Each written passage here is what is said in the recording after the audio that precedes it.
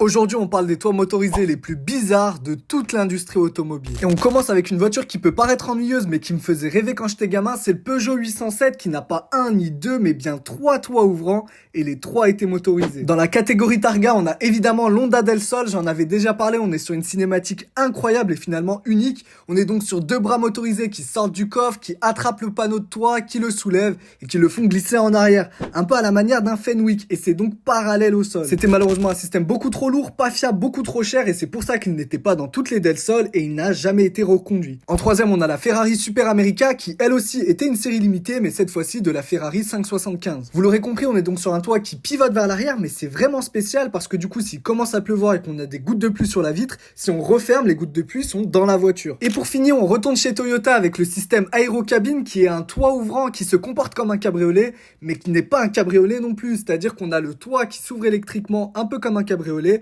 mais ça n'enlève pas le toit complet. On est donc ni sur un Targa, ni sur un cabriolet, ni sur un toit ouvrant.